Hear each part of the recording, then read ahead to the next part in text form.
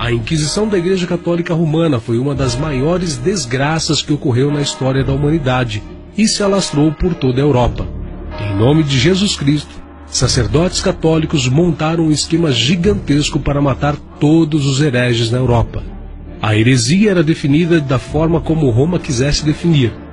E isso abrangia desde pessoas que discordavam da política oficial aos filósofos herméticos, judeus, bruxas e os reformadores protestantes. Em nenhum lugar nas Sagradas Escrituras, Jesus matou alguém que discordasse dele. Tampouco ensinou que seus seguidores fizessem isso. Nenhum dos apóstolos deu essa instrução no Novo Testamento. Porque o Filho do Homem não veio para destruir as almas dos homens, mas sim para salvá-las. Os inquisidores católicos levavam a vítima ao ponto da morte muitas vezes e depois paravam a tortura, de forma que a vítima revivesse e depois pudessem ser torturadas novamente. Durante a atuação da Santa Inquisição em toda a Idade Média, a tortura era um recurso utilizado para extrair confissões dos acusados de pequenos delitos até crimes mais graves. Diversos métodos de tortura foram desenvolvidos ao longo dos anos. Os métodos mais agressivos eram reservados àqueles que provavelmente seriam condenados à morte.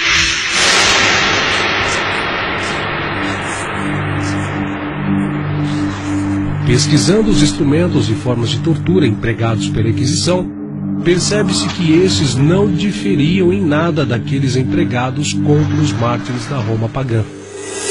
Os mártires eram suspensos por um pé ou por ambos e crucificados, e as mulheres eram suspensas pelos cabelos. Outros eram suspensos pelos pés com uma grande pedra presa ao pescoço, ou então cobertos com mel, presos a estacas fixadas no solo e expostos ao sol para serem torturados por moscas e abelhas. Alguns eram suspensos pelos pés, recebiam marteladas na cabeça. Outros eram suspensos pelas mãos amarradas às costas, com pesos amarrados nos pés e no pescoço. Também eram presos a uma grande roda, que depois era atirada de um lugar alto sobre terreno pedregoso. Outros tinham os membros entrelaçados nos raios de uma roda. Permaneciam assim expostos por dias até a sua morte. Também eram amarrados a uma roda estreita, que era girada de forma que o corpo era horrivelmente mutilado nas pontas de ferro fixas sob ele.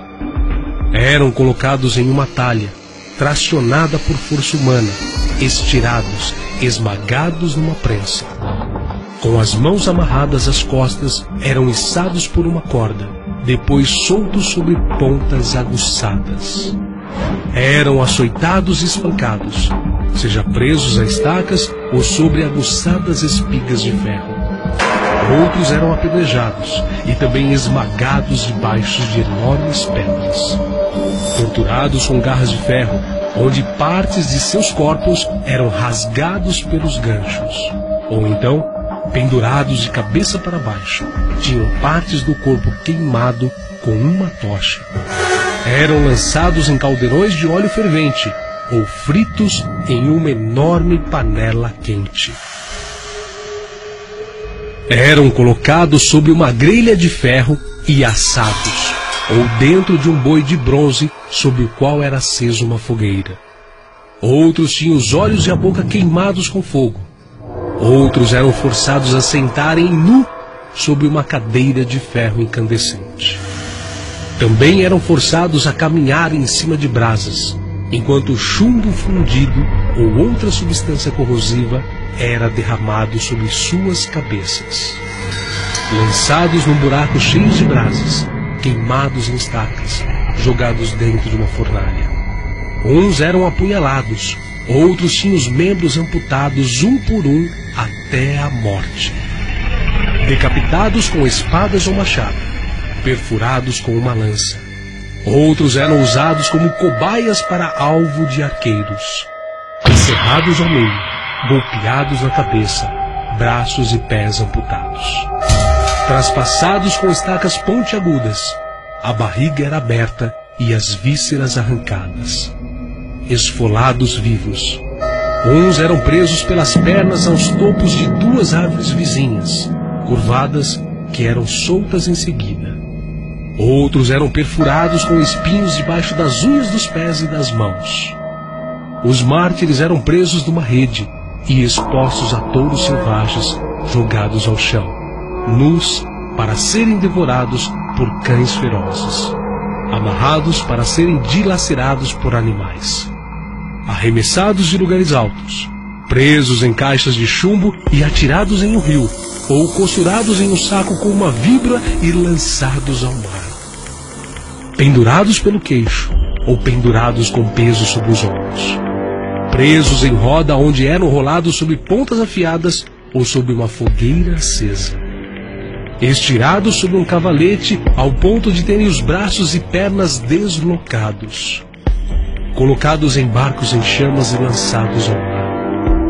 As mulheres tinham os seios amputados, os homens a língua cortada, os dentes arrancados ou o olho perfurado. Outros eram presos nus em cavalos indomados e arrastados sobre terreno pedregoso. Também eram enterrados vivos completamente ou até o pescoço. Todos estes suplícios os mártires sofriam com resignação, sabendo que teriam uma recompensa celestial reservada para eles, a qual é sobreexcelente a dor física ou humilhação a qual foram expostos. Porque para mim, tenho por certo que as aflições deste tempo presente não são para comparar com a glória que em nós há de ser revelada. Além de todo o massacre que era realizado em nome de Deus durante a Inquisição, a Igreja também organizou guerras religiosas intituladas de Guerra Santa. O objetivo alegado pela Igreja Católica para a realização destas guerras era a reconquista da Palestina, ou Terra Santa como é chamada hoje, a qual nesta época estava de posse dos árabes muçulmanos. O Papa prometeu perdoar os pecados de todos aqueles que fossem para a guerra. Como os participantes dessas expedições se vestiam com túnicas bordadas com uma cruz, o movimento ficou conhecido como a Cruzada. Do século XI até meados do século XIII, 8 grandes cruzadas foram enviadas para Jerusalém. Até crianças foram recrutadas. Acreditava-se que, por serem puras e sem pecados, as crianças seriam compensadas por Deus. Porém, o seu final foi trágico. A maioria acabou morrendo no caminho, de fome ou de frio, e outras foram vendidas como escravas. Em inúmeros aspectos, as cruzadas foram um desastre. Todas falharam. Os cruzados não conseguiram expulsar definitivamente os muçulmanos, e isso durou por séculos, chegando até os nossos dias. Diante de Pôncio Pilatos disse Jesus: "O meu reino não é desse mundo. Se o meu reino fosse desse mundo, lutariam os meus servos."